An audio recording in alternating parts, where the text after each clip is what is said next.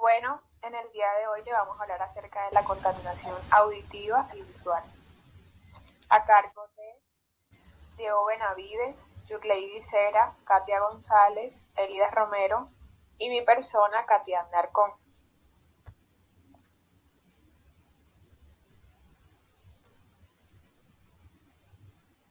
Iniciaremos primero por qué es la contaminación visual.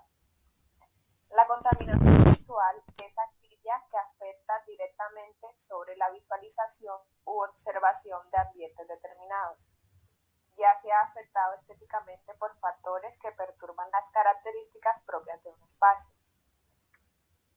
La contaminación visual, a pesar de no influir de forma totalmente nociva para la salud, puede entorpecer la visualización y la percepción del entorno.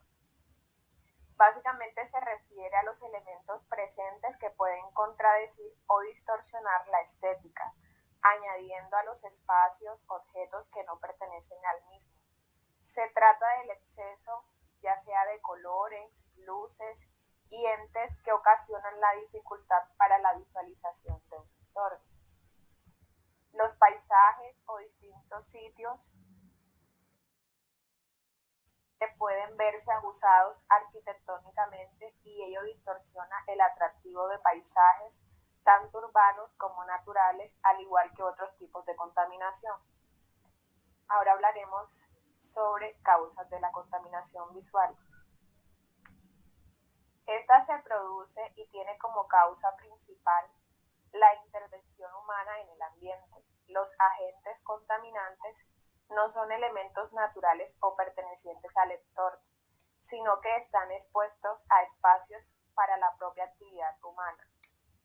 Se caracteriza por una colocación exagerada y desordenada que resulta visualmente agresiva, con lo cual hace imposible procesar y asimilar toda la información visual, traspasando así todas las capacidades humanas para analizar y estudiar su entorno. Las ciudades y los países altamente desarrollados tienen un exceso nivel de contaminación visual, provocada por edificaciones, carteles, vallas publicitarias, basuras o vertederos, entre otros. Estos elementos pueden provocar dicha contaminación. A continuación, mi compañera Yurleidy. Ok, vamos a hablar sobre la contaminación visual. Los tipos de contaminación visual pueden estar dados según elementos que la producen. Son todos productos de nosotros los seres humanos. Dependiendo su origen, se pueden clasificar en contaminación lumínica, publicidad y propaganda, arquitectónica e industrial, desechos y residuos.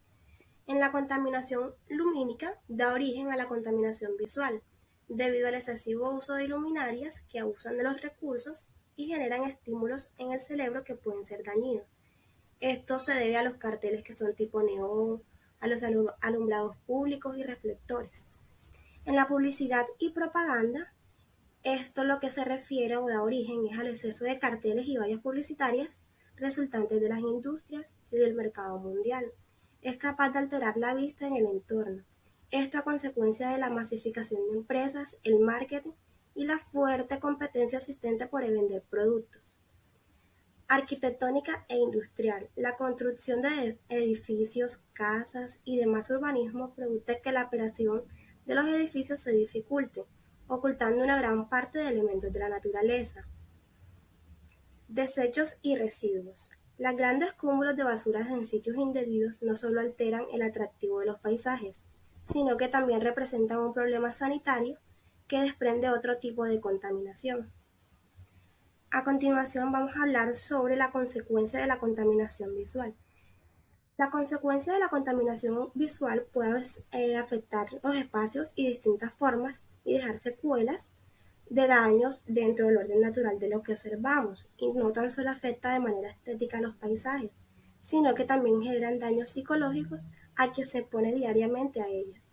Existen unos tipos de consecuencias que son daños de la estética de los paisajes, daños psicológicos, la salud emocional. En daño a la estética de los paisajes, sea urbano o rural, el espacio en el que se encuentra este tipo de contaminación. Siempre existe la posibilidad del deterioro de la estética de dicho propio espacio. trayendo consigo desequilibrio ecológico y un fuerte impacto a la biodiversidad. Altera excesivamente los elementos naturales, hace que los espacios se sientan hostiles cuando deberían ser apicables y tranquilos, lo que provoca el deterioro significativo en la vida y el desarrollo de una sociedad. En los daños psicológicos, siendo igualmente un tipo de contaminación, puede repercutir en la salud de muchos seres vivos que se desarrollan donde están presentes daños ambientales. Esto puede presentar fallas en la parte de los riesgos cardiovasculares, puede ocasionar estrés y eso hace parte de la salud emocional y psicológica. Compañera Katia González. Ok, yo les voy a hablar acerca de las medidas de prevención. Debido a que gran parte de este problema es causado por las grandes y pequeñas industrias publicitarias de electricidad y cableado, puede parecer una problemática difícil el solucionar este tipo de procedimientos. Sin embargo, cada paso es importante para esta problemática. El poder disminuir y que podamos disfrutar de ciudades de ambientes menos estresantes, es decir, ambientes más sanos, es un objetivo que debe tener, actualmente tiene, digamos que parámetros inciertos. Es importante la acción de las autoridades para que el ciudadano común pueda tomar conciencia de las acciones que están cometiendo con la sociedad. La contaminación visual está dada principalmente por dos importantes factores, el exceso y la desorganización. Las grandes ciudades deben tener en cuenta estos elementos y tomar decisiones acerca del asunto.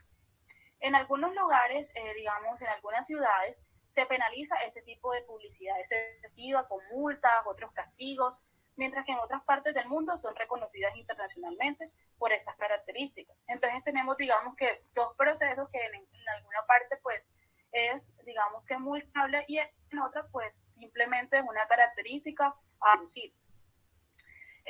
Entonces ya para este caso, el procedimiento, lo que se debe determinar para este tipo de prevención es que el ciudadano se pueda apoyar en las autoridades para que así podamos, digamos, proceder o que así se pueda generar alguna posibilidad de poder tener menos contaminación de la que se tiene actualmente.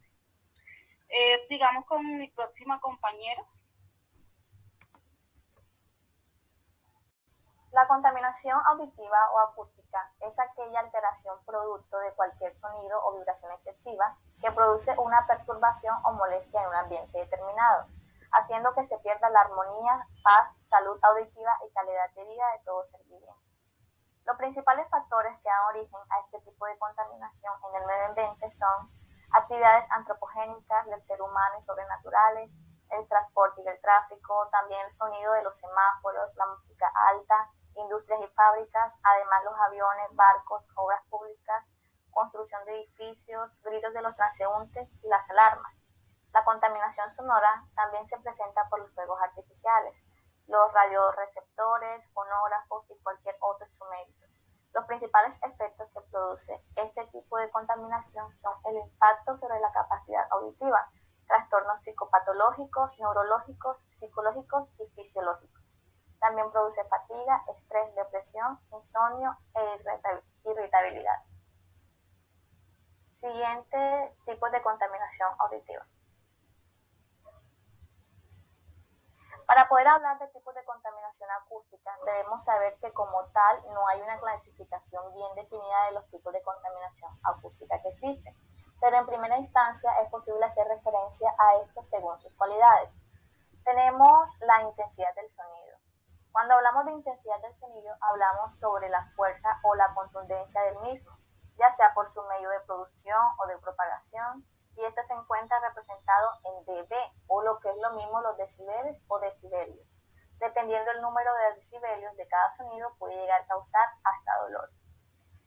Tenemos también de 40 a 80 decibelios. Entre estas intensidades, los humanos pueden presentar molestias auditivas, tomando como un ejemplo el ruido producido por el alto tono de las conversaciones, así también como el ruido generado por alta música y lugares públicos. Tenemos de 90 a 100 decibelios. En este rango, el sonido ya se vuelve perjudicial para la salud física y psicológica de los individuos. tomando como ejemplo las presentaciones en lugares cerrados y conciertos de gran magnitud. Más de 120 decibelios, desde los 120 a los 130 dB y más, ya el daño causado por la fuerza que genera el sonido se vuelve irreparable, causa dolor a los seres vivos y puede causar hasta la pérdida completa de la capacidad auditiva, dependiendo de si esté de los 150 decibelios. Tomando como ejemplo algunos sitios de construcción, aeródromos y campos de tiro, donde es necesario usar protecciones finalizadas para evitar la pérdida total o parcial del oído. A continuación, mi compañero Diego Benavides hablará acerca de la fuente de la contaminación auditiva.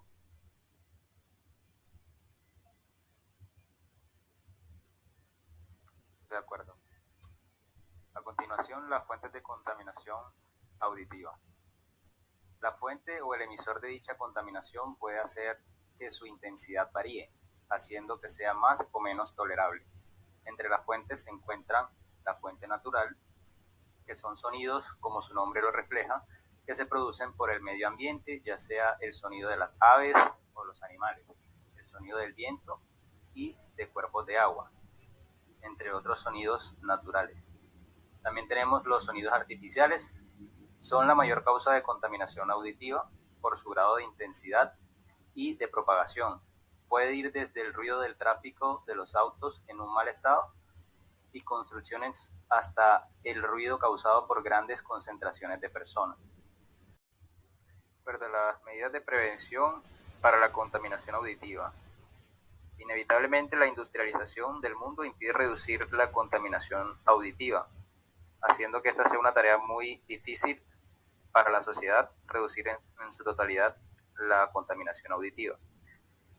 Para poder lograr esto tenemos que generar primero unos cambios en la sociedad en los cuales ellos se aclimaten con respecto a lo que viene siendo la cultura para poder garantizar una mejor vida en cuanto a la contaminación auditiva.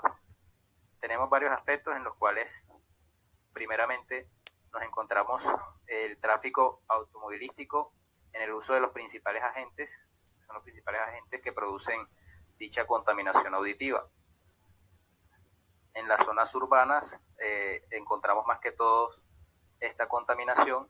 También en la sociedad se usan lo que vienen siendo parlantes o altavoces y demás equipos de sonidos que tienen niveles de sonidos muy altos y producen un problema en la convivencia y una contaminación auditiva en la sociedad. Tenemos que generar actividades sociales que ayuden a la sociedad a educarse para generar conciencia con respecto a la contaminación auditiva. Principalmente estas serían las medidas para evitar la contaminación acústica o auditiva. Muchas gracias.